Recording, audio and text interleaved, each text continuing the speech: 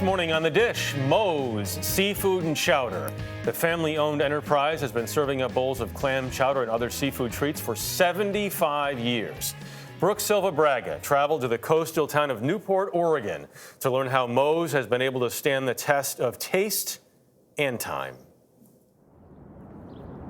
Long before tourists discovered the picturesque charm of Newport, Oregon, Mahavanimi opened a kind of diner across from the docks.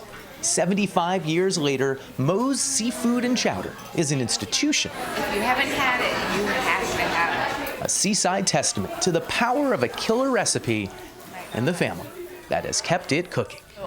This is her granddaughter, and then we are her great-grandchildren. That's Cindy, Dylan, and Gabrielle McEntee.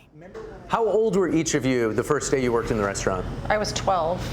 Yeah. For an official job, I think I was probably 12. My first paycheck, I was 12 as well. Okay, so that's the age of maturity at Moe's. Yeah, it's the age of accountability. Actually, Welcome to 12, get a job. That work ethic was nothing special on these docks. And actually, Newport's the #1 Dungeness crab producer in the world. The kind of place where visitors can trap crabs themselves, Should I just reach in and grab a few? I wouldn't if I were you. but are wise to leave it to the locals. No gloves? No gloves. No, Carrie's tough.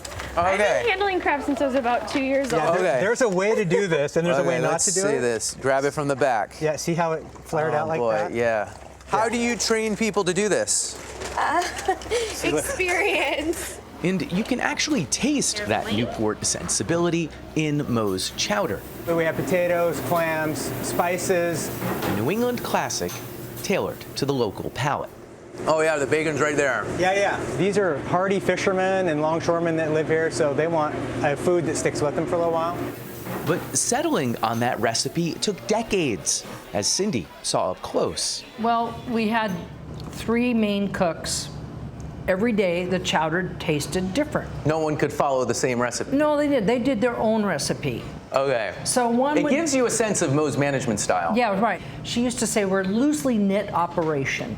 You quickly get the impression that Moe's secret ingredient was always Moe herself. She was quite a character. You know, sit down with people that she didn't know, and they were like, "Who's that woman?" And then they'd be like, "Oh, it's Moe." And then they're like, "Oh, great. It's fine if you smoke in my face." Yeah, In there you addition go. to the chowder, Moe's serves up a saltwater encyclopedia, So this is a grilled oyster sandwich. including the local catch, And the crab cocktail. all paired with homemade sauces This is probably the best tartar sauce in the world. and onion rings, even better than that. We make them at home, but they don't turn out like this. But none of it compares to Moe's menu of almost too good to believe origin stories. So there's Moe right there. Okay. Like the time Bobby Kennedy made a presidential campaign stop. They asked her to go with them. This is a wild story. Why are they bringing a chowder person with them on the campaign? I think they just liked her energy and her excitement. But after a few decades, the excitement of the restaurant dimmed for Moe, and she handed the business to Cindy, who was just 22. Like it or not, I couldn't be a school teacher if I'd wanted to. This is what I was going to do. Were you ever not that enthusiastic about that? Kind of accepted it. It was sort of one of those things you just know that's what you're going to do. It's sort of like being one of the princes in England, you know. You don't have a choice. Yeah. Queen, princess. The clam kingdom grew. It now churns out 3 tons of chowder every week. There are 9 Moe's locations. But to be honest, by last year, the family was mostly pushing paper. A staff of 100 did the actual cooking. And then last spring happened. Yeah, we had kind of a little bit of a panic when we laid off all of our employees. Then we had to come up with a plan. How are we going to survive? After 74 years, it wasn't clear they'd make it to another season. You had each kind of been handed this thing by your grandmother, your great-grandmother. Did you worry about what it would mean if it kind of died on your watch? At first, I'd say March 17th, I worried about it. And then when I woke up in the morning on the 18th, I went, I know how to do absolutely everything in this restaurant. So do my kids. Let's go do it. For the first time in years, Moe's recipes were actually being made by Moe's family. So I had to call my mom and say, could you come down and teach us how to make cobbler crust. And to sell what they made, Dylan drove this trailer 10,000 miles across the American West. But a lot of it was stuff that we didn't like to do, and it was not fun. It was hard, but it was a great way for the family to get glued back together.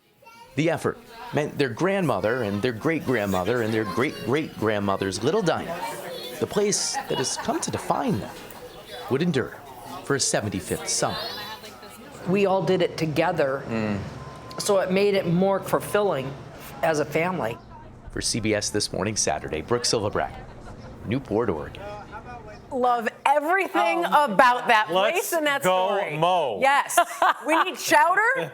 We need smoke in our face from Mo, right? Come on. That was the line that got everybody. I mean, she must have been a character. I just love how the secret recipe you figure out very quickly is Mo. Right, right. And that keeping, we've seen this in the pandemic, keeping a family together, finding this one silver lining in a horrible time for so many. They knew how to do it, they stuck together and kept the business going. In crazy, weird ways, bringing them together closer than ever. Gotta love it. Well,